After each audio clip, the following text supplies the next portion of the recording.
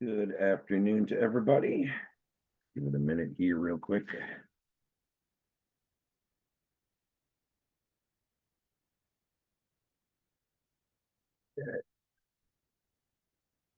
Hoping we're having a couple more people joining. I know I had a few people in my DMs asking some questions, and Don Traxler was one that was supposed to show up today to address a couple things. So hopefully he'll be here. There's Alex. Cool, and that's all I see in the waiting room for right now. So we will get started, and then I will just keep that open and admit anybody as they come in. As I said, I'm expecting Don and I think Michael were both DMing me yesterday saying they were going to be on today's workshop with some sales and messaging questions. So hopefully looking to dive into that stuff a little more. Before I get started really quickly, especially while we only have a handful of you on, does anybody want to start with any specific questions about anything, either A, you want me to cover today, or B, just, to do with any sales calls you're having or sales problems you're having? You guys can feel free to just unmute and go ahead if you have any questions. If not, I'll just start diving into stuff. Dive. Okay. Thank you for your permission, Alex. I like to give everybody a minute because some people are just slow unmuting or getting to their questions. So I didn't want to dive too quick, but we will do that exactly. And again, I see a couple of newer faces on here. Hey, Robert, I know you and I have spoken a few times. Not sure if you've been on any of the workshops since you joined, but nice to see you here, my man. I'm glad. You know what? I've been so busy. I missed the call and then it was gone. And then I've been texting you a couple of things in school. But yeah, I already got a plan. I know what I need to do, and I've got a guy. And so yeah, I'll probably send you a school chat and just kind of outline what I'm planning, and you can go, okay, do this instead of that kind of thing, maybe, or we could talk about it right now if you want. No, we'll dive back to that. There might be time at the end. We'll dive into that a little bit more. Yeah, that certainly might be relevant. Cool. Okay. Great. And then I see Jeremy in the comments, just bought for my own agency and just learning about DaaS. Fire away. Great. So a couple of newer people on here again. Hey, Ray, I wanted to ask you, this it doesn't really relate to sales at this point, but it does in delivering the services. Is anybody actually working with V3 and have everything set up completely with CDP and the Facebook and is everything functioning for anybody? Because I'm just a little frustrated with getting our DaaS agency started because we can't deliver on anything. That is certainly an issue. Okay, glad to hear it's an issue. Well, no, I mean, but not glad to hear it's an issue either way, No. But I mean, obviously, if the full functionality isn't there with V3, that's certainly an issue. I know I have it working for certain people. I keep hearing this kind of off and on, and unfortunately, I'm not like in the back end tech, seeing all this stuff and seeing what's active or what's or the timeline and deadlines. I mean, all the updates I'm getting from the support team and the development team. And definitely there's a few DaaS agencies that are operating and fulfilling off V3 that I've spoken with yesterday. Yesterday I had a couple one-on-one calls with a couple of guys that are definitely doing it and fulfilling as far as I know. Now, do I know if each client is using all of the integrations or if they're doing it more? I don't know the actual way that each person, I'm not asking them like, hey, are you totally automated and using all the webhooks or API? Because some people might just be pulling lists and giving it to clients. Some people might just be providing the hash data into ad campaigns. I don't know if everything's working. It doesn't sound like it by what I'm hearing by some of the other users. Alex right there chiming in no as well. So fair enough. Yeah, I unfortunately I just don't know how to answer that as well as most guys because that's not what I'm doing all day. Now, with that being said, though, what I am hearing is so V3 is actually awesome. The webhooking functionality is my big issue. And and that's kind of now I've heard this from a few of you, but again, a lot of our DaaS clients don't really reach out to me or come to me with the techie side of issues or the in-platform issues because that's just not where I spend a lot of my time. But Jaden, speaking with Jaden, that was it yesterday or the day before, right at the beginning of the week, speaking with Jaden, he said now that he's been working with clients and he's been able to do this with everybody that he's helped, and then he created a tutorial and it was within the school. So let me go look with that. Good, Alex. I'm glad you have a meeting with them this morning, because anybody who either hasn't seen or got the newer tutorial that he dropped in school about all the V3 functionality, or hasn't kind of met with him and worked on him one-on-one, I don't know if anybody outside of that has it all working. So right now, look in school for Jaden's recent post about the best SOPs for this stuff. You can either DM him or shoot him an email. I'll drop his email here in the chat. Anybody within the, anybody on this call should be on the platform. This isn't in the other school community. So just so everybody has Jaden's direct email address, you guys can reach out to him, either for him to send you a quick tutorial if it's that simple, or for him to hop on a call with you if that's the easiest way. So Thanks, he's brother. kind of running the show in terms of support. And again, he was telling me he had everything working or had a quick little tutorial to send anybody. But if you're still having problems, try to get with him would be my best guess. Thank you, brother. Didn't mean to put you on the spot there. I know it's not your No, fault. it's not putting me on the spot. I don't like to try to answer things that I'm not working on or I'm not seeing in real time. You know what I mean? Yep. I don't feel like I'm on the spot. I can answer or direct you to the right person in all these cases, but I can give much more direct answers if it's my area of expertise or something I work on. You know what I mean? So no worries at all. Guys, again, a couple of newer people here. Great questions so far. I know it's more been about tech and functionality. Let me just check the waiting room. Okay, cool. I thought there was one more person sitting in there. But something that I do every single week here on this particular call, and again, the first thing that I like to share with everybody in terms of selling data as a service, right, is this particular document that I just dropped in the chat. So really quickly, I'm going to share my screen and run over that. I'll try to keep it as quick as possible, because I do this every single week. So a lot of you guys hear this over and over again or have this document. But guys, this is a document I put together that has all the best resources for you to close, DaaS deals, selling data as a service and closing data clients, right? So number one on this particular document is a good Google Doc showing you kind of the SOP of the sales process build out, right? Game plans, expectation, timeline, what's required, etc. Number two, a little video tutorial, me going over that doc and just elaborating on any of that I didn't put in a short little definition. Number three, guys, is showing you, some of our current ads, email, messaging, copy, the stuff that we're using to close our own data deals, book our own sales calendar full, et cetera, et cetera. The scripts that we build out for the triage call on number 4, and for your actual sales call, demo call, number 5. So those are good scripts to use as a framework or an outline. Number 6 is a copy of the Canva pitch deck that you guys would download. They'll go make your own copy and just swap out the first slide to your own company name, branding, etc. Right? There's nothing in there branded to Audience Lab. Just gives you a half a dozen or a dozen case studies and some simple little slide decks that I think are effective in a visual manner that kind of show how the super pixel would work, or why in-market audiences might be the right fit, things like that. Number 7, I go into a little more depth about pixel pricing, and any of you guys that are either selling pixels, that are looking to do pixel deals, that are looking to do proposals, that are speaking with business owners wanting to find out if the pixel is a good fit. There's a pixel calculator within the description of that particular video that shows you by understanding their base metrics, right? About how many web visitors, average conversion rate, average order value, things like that, how you can really quickly assess if it's going to be a good fit. And we can kind of show them back, hey, Mr. Business Owner, by not slapping a pixel on your on your website and identifying your anonymous traffic and retargeting, we're probably leaving about X amount on the table. And we can kind of calculate that with this quick little resource. So that is in there. And then number 8, a dozen or 2 dozen of my sales call recordings. If you guys want to hear more of the structure that I use, the verbiage, the calls to action, et cetera, et cetera. Unlike sound, because Cool. Sorry, had some background noise. I found it. So anyway, guys, just went over that document. I know some of you just joined like within the last minute or two. So let me go just drop the link there again, because if you joined a moment or two ago, you can't see any of the chat or the links or the comments from prior to you joining. The document I just went over again, guys, is that Google Doc link right there in the chat. And that is for all of you guys to have. So anyway, that's kind of the best resource, all encompassing when it comes to building out your sales process and understanding that.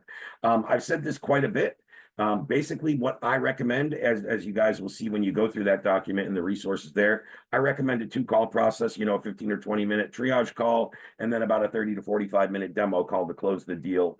And again, on average, our average, deal cycle is usually about a 2-call, 5-business-day sales cycle. And if we can build something out consistent and predictable like that in each of your own data agencies, I'm sure that'd be beneficial. So that's kind of the best way to go ahead and do that. Now, the other thing I've shared on a few of these calls, and again, some of you guys are newer, I don't think I brought it up as often or shared on as many calls, is the kind of DaaS client checklist in terms of, everything that we do when it comes to the whole process. So why I built this out for you guys specifically, number one, I got asked over and over again for just a more specific breakdown of every aspect of building out a DaaS agency. Not all of these will be relevant. And again, I'm not sharing my screen yet. Give me 1 second. But not all of these will be relevant to all of you guys. If you're not running ads for your own, marketing and to get your own leads in the door, there will be things that aren't relevant on there, so on and so forth.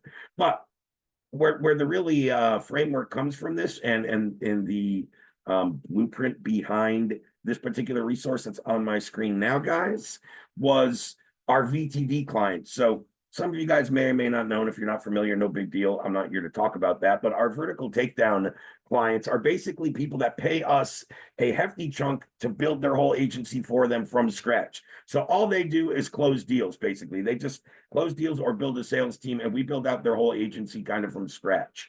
So for those VTD clients in the past, we kind of had a VTD checklist. I've modified it. It's not exactly the same, but basically the way we've built Audience Lab and every successful DaaS agency that we've branched off of it has kind of followed this blueprint to some way, shape, or form. So this is a really cool resource for anybody that hasn't yet seen it. And again, there's some extra resources you'll see, like links to the start guide, which you all should have got when you onboarded into the platform, or this document here with current ads and email. That's on one of the other Docs to Seller resources. This one explaining our messaging framework and what we talk about, just so you understand some of the acronyms and the real, again, framework that goes into that. For any of you guys that aren't familiar, our ECO framework is when we talk about messaging, how to engage, assess, assign, call to action, and then the obligation phase. That's our ECO framework. So anyone that's not familiar, just so you can understand the nomenclature and understand the framework that goes into that, or the IP, for lack of a better phrase. There's little resources and tutorials, understanding knowledge gaps better, which is a big thing when it comes to angles, hooks, messaging, how to get your audience's attention, right? So all kinds of extra resources, but the whole checklist of what do I do? So, what we always tell people, and just to run through this really quick, because this might either jog your guys' brains or your memory, or just, get you flowing down one path or the other if you're kind of undecided, or maybe you're stuck, like, hey, I've been in DaaS for a couple of weeks, or I've been in Audience Lab trying to resell the data, and I'm just kind of stuck and not sure what to focus on. So, number 2 on my screen is like, did you choose? And what I mean by THO, guys, that stands for Trojan Horse Offer.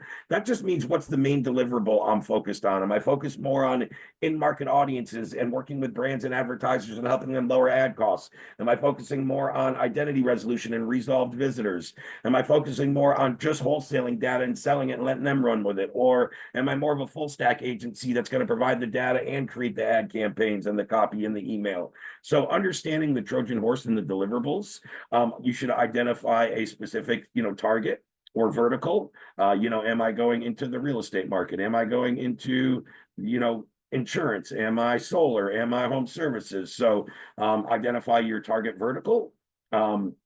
Then you should start to write out some ads. Again, ads only when they're applicable, but regardless, if we're going to be selling data as a service or selling any agency services, we probably want email copy to start sending out cold emails. Maybe we have a warm list that we want to write emails for. We should be creating some type of VSL, video sales letter, or, quick little resource here. Whatever you want to call it, you can call it a million different things, but a quick little video or program overview and the problems you're solving. Sorry, guys, I got to pause just for 1 sec. My car's in the shop and I got my mechanic calling. So just give me 1 second here. Yeah, these are good. Would you get berry blasting? Yeah. I just want to get something like that, but I'm like, oh man, I'm still peanut butter and chocolate's calling me.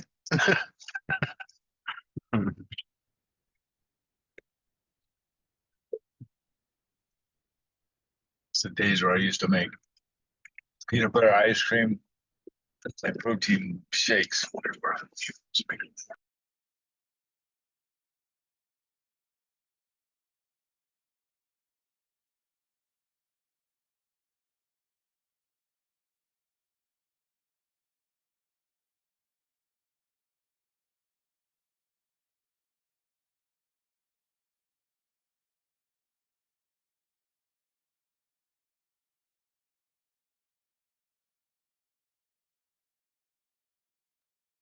Sorry for the interruption. Thank you guys for your patience. Now my car is ready. I know after this I can go pick it up. So good news for me. Thank you.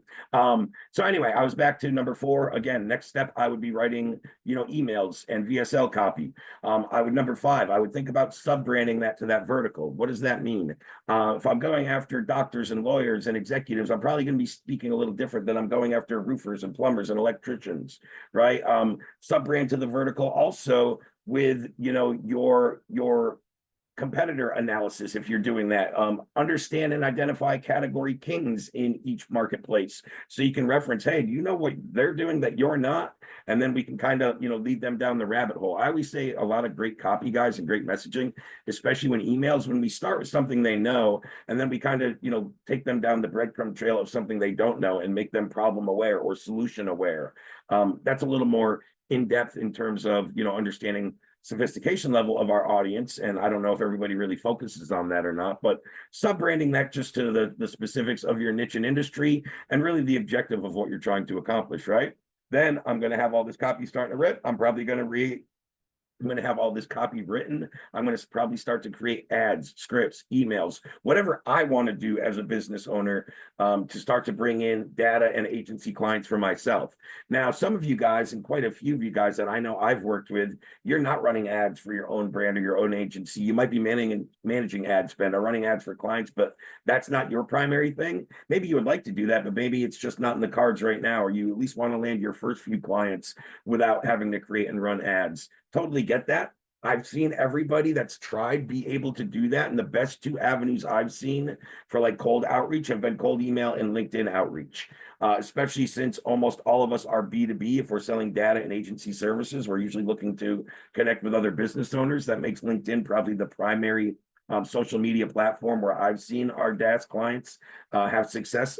Via, again, organic methods. You might use a little tool or whatever, a sales navigator or something to expedite or automate some of your outreach, but just using that platform along with cold email is a great start. So think to yourselves, if that's what I'm going to do, right? I'm going to do some LinkedIn outreach. I'm going to do some cold emailing. Like what do I need to accomplish that? And what I would think if I'm doing LinkedIn outreach, number 1, I need a dialed in bio. So maybe I have to go through and refresh my bio and make it a little more applicable to who I'm serving now. Maybe my offer has changed from the last time I've upgraded my LinkedIn, right? Maybe I wasn't doing data as a service, or that wasn't my primary thing. So I want to upgrade it to, reflect more about what I'm going to be talking about in pitching. So number 1 is having a dialed in or a very updated bio and all your about information, all that stuff, headline, whatever aspects of that would come into play. Next thing I would really be focusing on is who am I trying to connect with? And again, that goes back to, what I was talking about with number 3 and sub-branding into that vertical. Am I trying to connect with, and we can search and connect with people on LinkedIn by certain job titles, by certain niches and industries and things like that. So I can start to build in who I want to target, and then eventually we can automate that if you guys know how to do that process. From there, where was I? Scripts and emails. Yeah, VSL into eco. I talked a little about creating a VSL. And again, that eco framework is just giving you a lesson on the structure I take people through, whether I'm kind of booking them through like an organic, say, a Facebook Messenger, or whether I'm taking them through more of like my funnel and educating along the way. I still need to engage them first.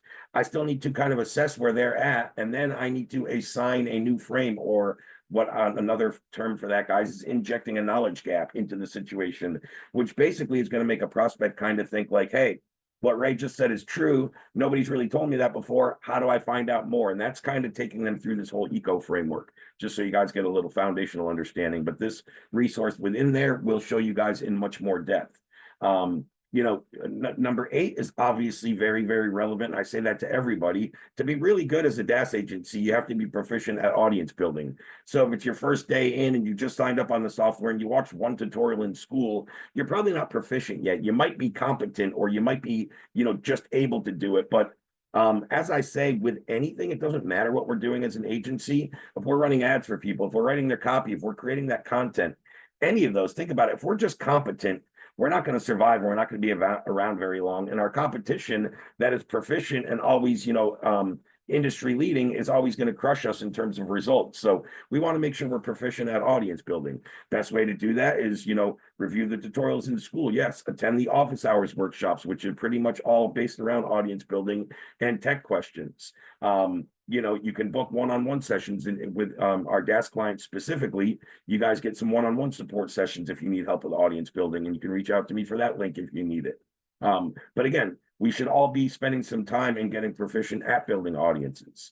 And then we're gonna, what this means, number 9 on my screen, just to not confuse people. But basically that means now that I'm an Audience Lab user, where can I go in the platform and get some emails that I can go target in in this case, it's showing for ad campaigns. So again, if applicable, but we can be doing the same thing for number 10, the one below it, with our email launch. So maybe you're not running ads again for your own business. If you are, you should be using Audience Lab data and getting your ideal your ideal lists to embed into your own campaigns. You could be doing the same with email, right? And then we recommend, especially in ad campaigns, what we've seen work the best, especially to start. This is always something that's kind of a work in progress, and we're going to optimize the type of ads and forms that we're using for effectiveness. And it's going to change probably depending on your niche and industry, your price point. It's going to be, different funnels, but we've seen the best results with our DaaS agencies starting with lead forms in terms of getting both quality and quantity. You're always going to sacrifice one for the other a little in almost any lead generation, form, when you're picking one avenue over another or one channel over another. There's always going to be pros and cons. We've seen lead forms perform the best. And then ultimately, what do we want to do next? Generate appointments. Then we're going to send them to a triage call, which I gave you guys a script for, and understanding that in more depth. Then we're going to show them how to assign the frame and book them into the actual sales or demo call. So I don't want 14 to confuse people because it says and book call when number 13 said triage call. I'm talking about booking the actual sales or demo call in this case. Then in the meantime, what we like to do is educate a little further. Each step of the sales process that we take them through, and each call or each interaction or each resource should be educating them a little more about anything, right? I can't say anything about these key components. We might be educating more about the problem. We might be educating more about solution. We might be educating and talking more about results and outcomes. It really depends on where they're at. I usually start with educating and making people what I call problem aware. Then we start to talk about solutions and make them solution aware. And then I would go into the more product or offer aware and the more specific. So that's why, when you first see a front end ad from a company, and I can use our example, our company is the best example. We just start telling people about the entry level points of what about, have you even heard of data as a service? If you're an agency, have you even thought about this? We're kind of just making people problem aware at this time. Shit, I didn't know I could also offer data.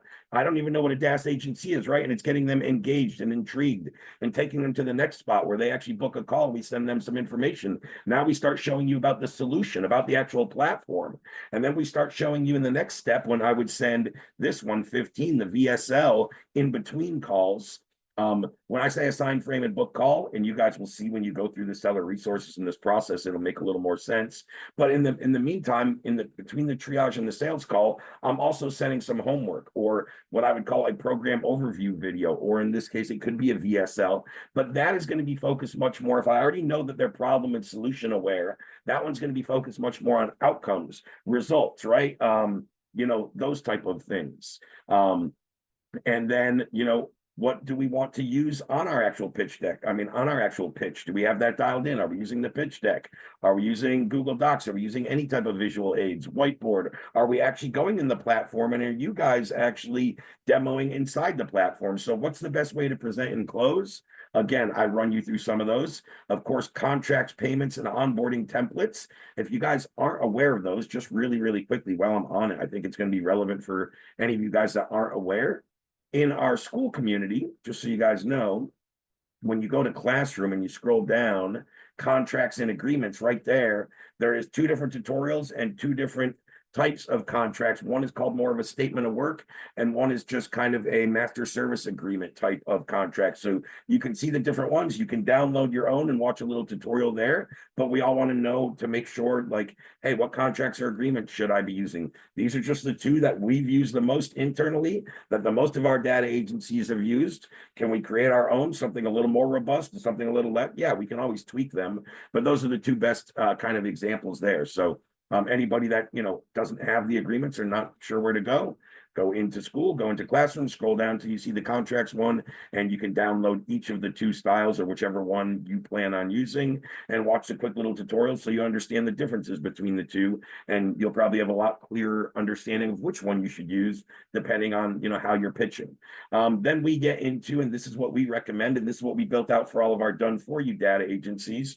We would now get into their onboarding process, right? So contract and payment, ideally on that same call, we should be going right into onboarding. What a lot of us do early on as an agency, I think, we do something like, hey, we're going to collect payment. Here's the contract. Once that's sent over, check your email in the next day or 2 with onboarding instructions, or check your email and book a call with me early next week or whatever. I do all that right when I collect. Like, hey, here's your magic link. Go schedule your onboarding call right now on the platform with me here to see that it's done. Just anything we can do to get them verified and next step already done, that's always better, especially early on when somebody just opened up their credit card and paid for something and they're waiting 24 to 48 hours for an email, or they go to click on it to send you an appointment and your calendar is full or the link doesn't work. Just make sure the onboarding process is seamless and try to make it as combined as possible with the closing right into onboarding. Again, a lot of people like to do it different.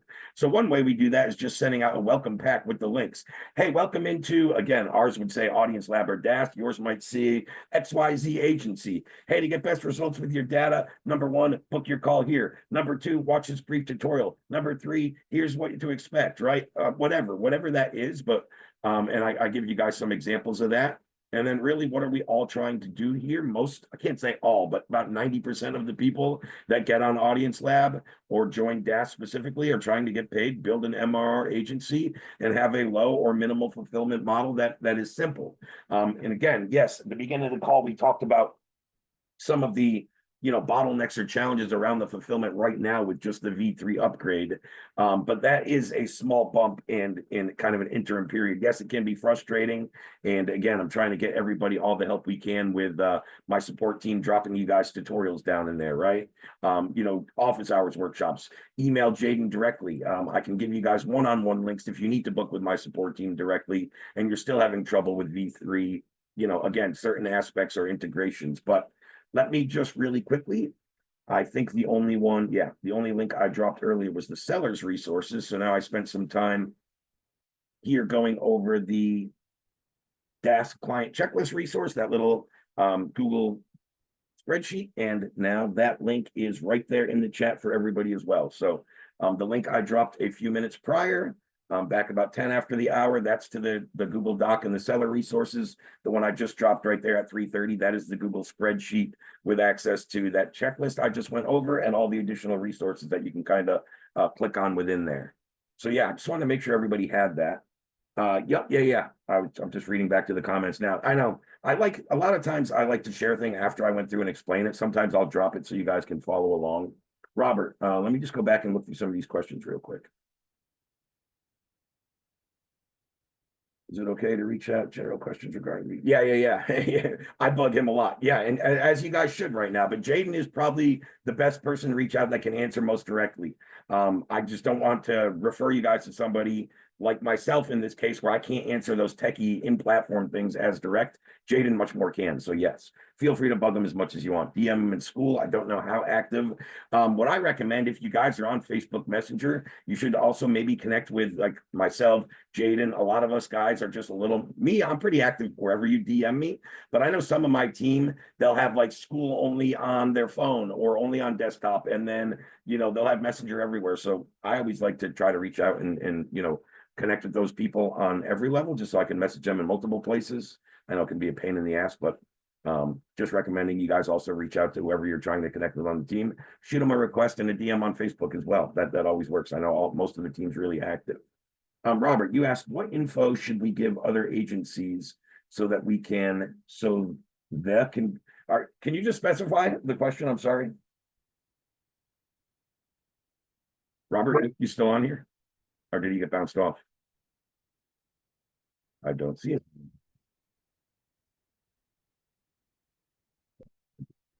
Hold on 1 minute. Let me let my dog out of here.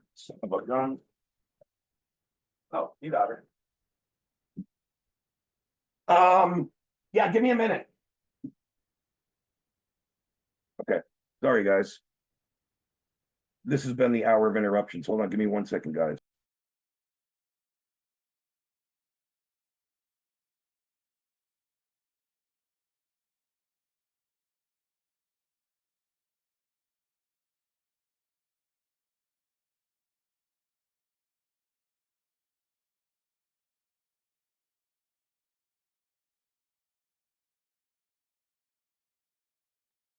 Sorry, everybody. It has been the hour of interruptions. Cool. I was just actually, that was my ride coming to let me know that I have a ride to go pick up my car from the mechanic, so I don't have to walk back in the rain. So again, sorry for the disruption. So yeah, I don't see Robert on here, and I just think I might have misread his question. I'll try to answer it anyway, just in case, but I think he meant so they can get started. So I'm not sure. It's like, and that might be a good question in case anyone's confused, but and I don't know, again, Robert's not on here to clarify, but what I get out of that is it sounds like he's trying to talk to or work with other agencies so they can get started. Again, you guys primarily are either starting a data agency, are using data as a service in your agency and bolting it on. A majority of you guys don't necessarily want to be targeting other agencies, maybe unless you have some larger plans. If you have more of the DaaS standard or the enterprise plan, but Robert specifically, if I remember right, is on incubator. So for somebody like yourself or one of the entry-level DaaS plans where you have 4, 8 lists, something like that per month, you probably don't want to be reaching out to other agencies. You probably want to be working with brands and advertisers and companies themselves, small to mid-sized businesses that are, running money on marketing, ad spend, et cetera, and embedding the data into those campaigns. So Robert, hopefully you watch the recording here later.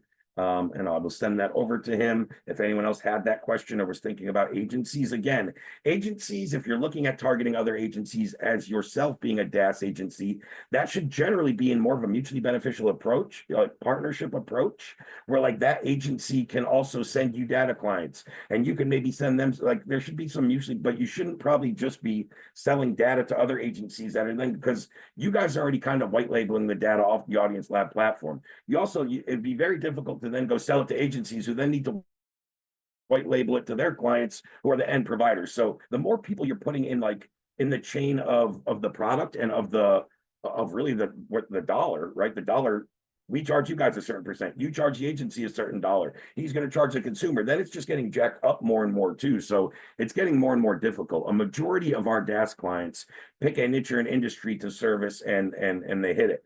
Home services, right? Medical, solar, roofing, plumbing, et cetera, et cetera. And that's where you usually have the most success is diving into a specific niche industry. Alex, you went on to say, when are we going to get graphics showing deviation from standard behavior and intent scoring? Yeah, that's actually that one. Let me follow up. That one's an Adam discussion, but he and I were just talking about that last week.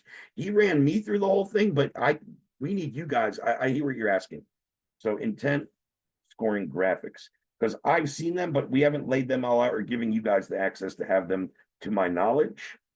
And let me get an ETA. That will be in my topic of discussion tonight when I speak with Adam. I will DM you, Alex, about that, or I'll go make an announcement. If that's something like a lot of people are wondering and I have an answer or something to share today, I'll go make an announcement. But at minimum, Alex, I will ask that and DM you directly later on today. I appreciate it, Ray. Thanks. Great question, because I remember seeing that, and when he rolled it out to me, and I'm like, hey, when can we get this for the clients? He's like, well, we have to finish this. That's when we were going through a lot of stuff with V3 as well. So, okay, great. I'm still on the cliffhanger though. Yeah. No, I get you. That we should be able to have ready we should be able to have that ready in almost no time. So let me just double check on that. I know we have it. We just got to get it to you guys. Brent went on to say, hey, Raymond, apologies, we joined late. Can you share the spreadsheet again? Yeah, I can grab both links again for you real quick. I got it. Thanks, bro. Oh, you got it. Okay, Yeah. cool. Perfect. That was the one you put in the chat, right? It'd be the one that put in at 3:30 Yeah. Okay. timestamp. Yeah, correct. There's Perfect. one I put in earlier that's the seller's resource overview, and it gives you about 8 other resources within there to build out your DaaS sales process. Oh, can you repost that? Because I joined late. Can you throw that in? I Sure, didn't get give me that 2 one. seconds. You're the man. Thank you, brother. I shared 2 things. I just want to make sure you got them both. Or cool. Here's the other one. So 3:30, the one at timestamp 3:30, it might be different for all of you guys, 3:30 Eastern. That one's the spreadsheet, and the one at 3:37, that's the Google Doc with the whole DaaS sales process. So cool. Those are both in there again. All right, cool. Got I it. don't really have that much else to cover this week, guys. I was hoping we'd come with a few more questions about sales. I know last week we had quite a few, and they actually ran into, I had to cut off because my questions started going past the hour. But is there anything specifically, again, before we hop off today, anything you guys are seeing right now, if you're actually on sales conversations about maybe some apprehension, some hesitancy, or some objections we're seeing? Those are great things to discuss. Anything in your sales process or your client acquisition process that you just don't know what to do next, or anything revolving around the whole sales conversation? We'll give you guys one more chance. Anyone have any questions? You can either feel free to unmute and ask them, or just type a 1 in the chat and I'll be happy to call on you. Quick question for you. So I just had a franchisee that I was talking to about bringing on for data as a service, and their hesitation was it's new to them. They don't fully understand it. Everything else, they want to basically trial it, right? So I gave them a $600 price for a single list to use that as a one-time go. What is your opinion on that? Do you do that differently? Say the last part one more time. You gave them what? So I pulled an audience and gave them a single list for $600. I mean, no, that's pretty good. Yeah, that's probably the same thing I would do. If somebody wants to try it, and I don't like doing trials on the data, at least with collecting something minimal. I do like doing, no contracts and let you try it out, but at a cost. And I do it very similar, Alex. Yeah, I don't charge them. I charge a minimum of $500 for a trial list. So sounds like you said 600. I would have done it very similar. Sweet. So I'm on track then. Thank you. Yeah. Yep. You are on track. And again, if you know you can get more than 500, fucking go for it. But again, that's kind of my bare minimum and what I'll do a trial on. And hey, you can test out one, but I'm not going to do it for free, and I'm not going to do it for under $500. It's just not worth my while. Piggybacking on that, Raymond, do you have any performance guarantees that you offer the clients? Like, hey, if you sign up with me for 3 months at $2,500 a month or whatever, and in 3 months you're not happy with it, No. we'll do XYG. I love Alex's Alex answer. is like, I love "Fuck Alex's no." answer. I'll give a little more diplomatic answer. I highly try to stay away from guarantees. Number Yeah. one, I've never found them to be necessary in an offer that converts. It's not a requirement, right? Certain people conditioned to think that you need it to actually make the market buy. Number one, that's not true. Number two, that's just setting yourself up for, I just think when people are putting in the guarantees, they're doing it because they really don't want to do strong sales tactics or get good at sales, and it's kind of just their fallback to make it easier to close a deal. That's the easiest way I can put it. Can I offer, or have I offered performance guarantees? Maybe in certain cases. When somebody comes to me asking that, this is what I like to say. You know what I'm going to guarantee you, Brett? I'm going to guarantee you that we are going to target a lot higher quality audience by using my platform than we can do just using Facebook's minimal restrictions. I'm going to guarantee that my work and my platform are going to go to work for you in the next 60 days. And then I want to run split tests and show you the results. So I want the numbers to speak for themselves, and let that be my guarantee. And that's how I would handle it. I like it. Yeah, cool. Thank you. Appreciate it. Yeah. Yeah, when I get asked that, I say I guarantee the data. Right? I'm guaranteeing the deliverable, not a result. That's one thing you want to discern in my experience. So Alex, 100%, especially with this you never want to deliver or guarantee a result, especially if you're giving them the data and letting them run it. You don't even know how they're reactivating it, how ambitious they are, how much are they putting behind the ad. If you're just giving it to them and your hands off, how can you guarantee they even implemented it or reactivated it properly? So I definitely don't guarantee there. And even more so, even if I'm doing it for them, just like Alex, I don't want to make any guarantees because I don't fully know in any new business until I see your spend, until I really know what your copy and your creative looks like. There's just so many variables that are out of my control. I just know I can help it perform better. And like Alex said, I guarantee that I have the data that is going to help you compete with XYZ competitor that right now you're paying double to acquire a client than them. That's the guarantee I'm making. Nice. Okay. Thanks, guys. Yep. Great Appreciate question, though. Great question. Georgetta, you typed in the chat. How would you just start a conversation with a big training provider that I've been following for a long time, maybe about 2 years, and I've developed a personal relationship? That's a good one. It's a very good question. That's actually usually a pretty smooth one. You're telling me, let me just reread it real quick. Been following for a long time, maybe 2 years, and have developed a pretty, okay, that's what I thought you said, a pretty personal. So I would just reach out. And again, let's just say it's your name and I'm speaking to you. Hey, Georgetta, I've been following for a couple years, as you know, and I'd like to, believe that we have developed a bit of a personal relationship as well. Hey, since I really admire you and I've been following your content, I would love to offer this to you before I talk to anybody else. But I have this new cool technology that helps trainers and experts like yourself really be able to dial in their ideal audience. So number one, you could grow your following, and more importantly, you could grow more sales into your business by utilizing this data. You open to a conversation? So that might be a little lengthy, but it would be something along those lines of course, I would reiterate back to, I've been following you. I'm a big supporter of yours, and I'd like to believe we have a pretty good personal relationship. Then I might wait for a reply. And then I would go into the second part. If I was just like DMing, again, I don't know the type of conversation. So if I'm doing it in person or on the phone or on Zoom, I could go into everything. But if I'm DMing, I'm going to break that down into probably 3 segments. First, I'm just going to say yada, yada, yada. And I'd like to believe, yeah, I appreciate your support. And I also agree that I feel we have a pretty personal relationship as well. Awesome. That being said, I only wanted to reach out to people that are in my inner network and people that I actually feel like deserve, growing their businesses. And being that I admire everything you do, hey, you should check this out. And then you start to talk about the solution. But yeah, I would just ease it into it like that. Those warm conversations are so much easier. I mean, I have no problems with cold DMing and cold outreach just because that's how I initially built my first couple businesses, and my initial skill set was just organic outreach and growing businesses. But warm conversations are just so much easier and they flow. And you don't have to go through that whole assess phase. You already know who this person helps. You already know how established they already are. You already know how big their following is. You already know the type of content and probably how often they put out. So when you have all these things that already tell you that this person is consistent, you resonate with them, you believe that their product or their service or their expertise is top tier and they actually help people, that's somebody that's an easy conversation, and you can really leverage coming from a place of what's in their best interest. So, hey, I respect you and I support you and yada, yada, yada. But if you really are serious about growing the company and you're not using this little trick, let me help you out and give you the in, because I actually have license access to the platform that 93% of the population doesn't have. Right. So come at it as a, from a place of you serving them. I always like to say that within my messaging, my sales, my marketing, my positioning, I'm always thinking of how can I come from a place of service? And it's really embedded in, I have certain things that I call my 4 core values that are embedded into my businesses. How I hire, some of the questions I ask are more about people's values than their skill set or than their past education and experience. I can train people on all that stuff. I can't instill values into certain people. So a lot of that actually goes back into like how I run my business and my messaging. A lot of that really stems back to my core values. I consider myself to be unfiltered and genuine and authentic.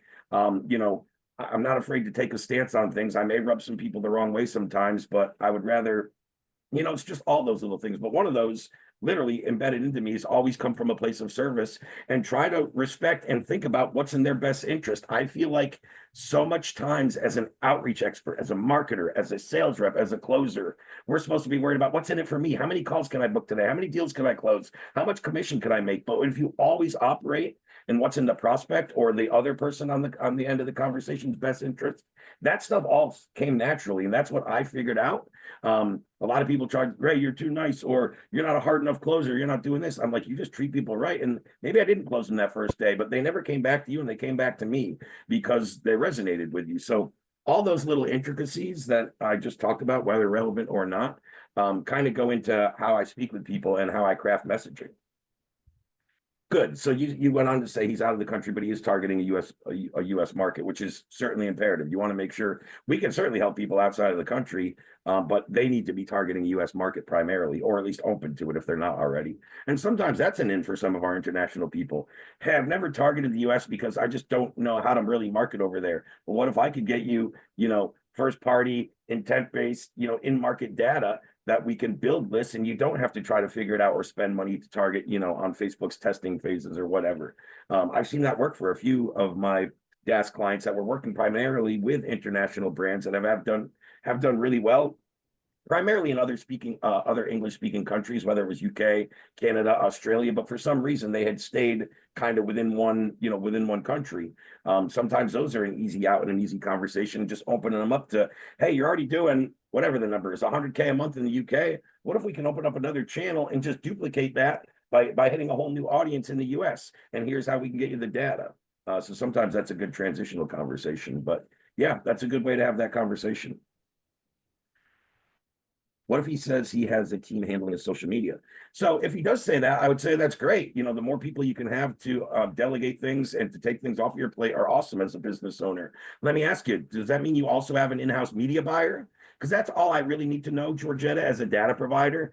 He could have a whole social media team, but is he running ads and does he have a media buyer? Because that's where the data is really going to perform best. And if he says yes to that, he's either open to it or already has a media buying team. You'll know. You could just give them the data and they'll know right what to do with it.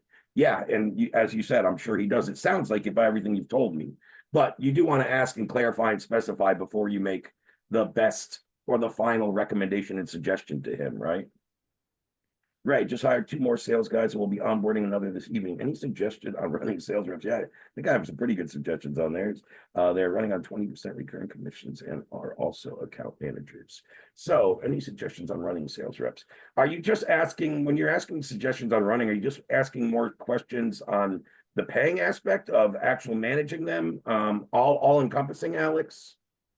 Just operations setup, etc., onboarding. I have something hobbled together and they're kind of just doing whatever works. I'm kind of giving them free reign for the time being, but the caveat is there something better that I could be doing specifically for the DaaS side of things? Gotcha. Yeah. So 20% recurring commissions, I think, is a pretty lofty commission. Yeah, that's how you attract good ones. Exactly. No, I like it. That's why I'm actually agreeing with that number. It's going to say you can go lower. I wouldn't go any higher than that. Once you go higher than that, you're going to start to pay reps more than yourself some months down the road. But so I like the percentage. I like that compensation. I would say my suggestions, and especially since I do run and build sales teams, and I currently oversee and manage our Audience Lab sales team of 5 full-time reps, 1 part-time rep, a lot of moving parts, right? One thing I would say is onboarding, you should have some standard SOPs on what they need for acquired. And I usually have this segmented into 2 things. One is more just the product info dump that they need to understand. And then I dive into more the script and the execution by giving them an outline of a framework of what's already closed deals, letting them go through call recordings. So there should be a mix of product info as well as the training and development around that particular offer. So the best, I'm not saying you have all that right now. They have it all on the website, publicly available as a slide deck, and then it goes directly to a Stripe link. And that Stripe link redirects into my onboarding, in which case is an intake form and onboarding calendar. So all they're doing is driving people to the website to go ahead and check out, and they have a referral code that they throw in. That's how I'm tracking it. So I'm pushing everybody through the same funnel. I'm trying to streamline that aspect. Got it. I mean, yeah, my main thing would be, especially, so you already have a couple reps and it sounds like you're in the future, maybe you already have more before you brought on those 2, or you're going to be adding more. I mean, you should, whether you're doing it or you appoint someone to, you should also have a, sales team leader or team manager. I'm guessing that you have certain accountability and KPI and metrics that you're holding them accountable to, and then tracking is obviously very important when it comes to closers. So I'm not sure how much of that stuff you have set up. I'm guessing you It's- probably have a good it's amount all of it. run out of a self-hosted CRM right now. Got it. And I do have all the KPIs and everything all in place, and then I'm splitting lists among reps, and they're doing the manual outreach in addition to all the automated stuff that I have going on. And do you do like twice a week or once a week or multi-day or multi-times a week? Do you do like sales team huddles? Every morning. Every morning. Okay, even better, even better. I've got mine down to only needing to do them twice a week with a lot of my sales teams, but every morning is great if I that's got people coming and going right now, so until we put the wheels on this thing, I'm trying to. no, I would fully agree. I would recommend doing it that way too. My team has been seasoned, they've been here for a while, and if anything, I have one person coming and going, which is easy to kind of so no, I mean it sounds like you already have a lot of the stuff built out, but yeah.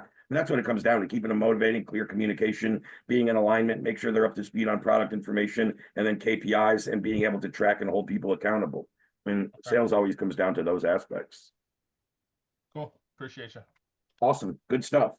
I know you, Alex, in particular, out of most of the people I talk to, you already know almost everything I'm saying, or you've already doing it, but it's just great to reiterate it or make sure or hear it back.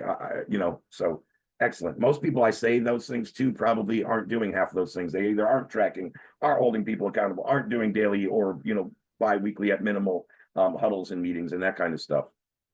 Cool. Jose, you went on to say, I got an objection today where the dude told me that the Facebook pixel is already doing what, and I've heard that before too. I've more heard the question, and this is what should be asked. What's the difference between the Facebook pixel and the Audience Lab pixel? So there's a couple big differences. Number one, Jose, Facebook's pixel is only ever going to be able to reactivate or utilize Facebook's data. Okay, so there's people within the Audience Lab platform, believe it or not, that are not Facebook users, that are not active, or that are not uploading data into Facebook. So number one, there's probably a bigger database of US users in our platform than on Facebook. Number two, Facebook's platform, Facebook's pixel in terms of the ads and the retargeting are again within Facebook's data, meaning our pixel is meant to resolve your website traffic. So tell me, Jose, if you're talking to a business owner, I'm just role playing here and devil's advocate. Let's just say you're the guy giving me this objection. So tell me, Jose, is Facebook's pixel going to resolve the people who visit your website outside of Facebook and give you their name, email, and phone number? That's exactly. Can you hear me? Yeah, I can hear you. Okay, great. Yeah, that's exactly what I asked the dude. I said, hey, listen, your Facebook pixel is only dealing with your campaigns, whatever you're running. But what about all that other traffic that's coming onto your site? His response was that all the volume, which is about 40,000 per week, all that volume is going to his website, and therefore the Facebook pixel is already handling all of the ghosts on his website. So kind of threw me in a loophole there. I was like, okay, I don't have a company. Yeah, but it's really not. I mean, I understand why he thinks that, but that's not actually accurate. So he doesn't know out of the traffic that hits his website. Let's just say for shits and giggles, every person that visits his website came through his Facebook ad campaigns, which again, even if he thinks so, is probably not accurate because anybody that Googles him or that just organically finds his website and visits him wouldn't have come from Facebook. There's always people like that every month visiting every site that business owners don't know of. But let's just play devil's advocate and say every person that visits his website came through Facebook traffic. That also doesn't let us necessarily resolve them and then retarget them very directly in a retargeting campaign. So for instance, everybody that visited his website through traffic, I think within Facebook's pixel, when we're retargeting, it's going to retarget the whole audience, though. It's not going to just retarget the website visitors. Do you know what I'm saying? Yeah. I'm not too sure about that, and that's kind of like what. Well, no, that is accurate. That I was just trying to make the distinction. I am sure about that. Okay. That all the people all the people in his Facebook pixel, that does not necessarily mean all of them are visiting their website, right? Only a certain percentage that we hit with our Facebook campaigns are ever going to get to our website. Once they've got to our website, then I can retarget them with a whole different message, much more specific. right? Hey, Jose, we saw you visited our website here in the last 30 days, and we're sorry to see you didn't opt in for our free newsletter or make a purchase. Hey, we're doing a special discount today just for our loyal website visitors.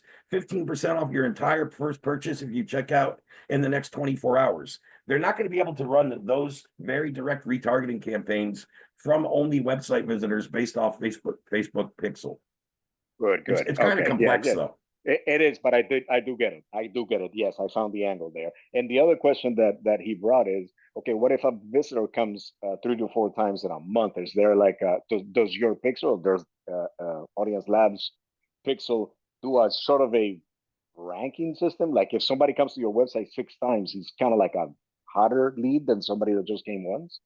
A visitor that just came I'm once. not 100% sure, since like the Pixels had some updates and it's a little different version than when I was going through it. But to my knowledge, it's not going to show the same data and resolve the same person more than once. But I don't know. That's a more techie question. I think you should ask. Do you know Andrew on our team? Andrew Yes, Ruffino? yes, He's yes. the best guy when it comes to that Pixel stuff, and he works with them and installs them every day on the websites. He can answer that more clearly. I'm pretty sure it won't keep resolving the same person, but I'm not 100% on that.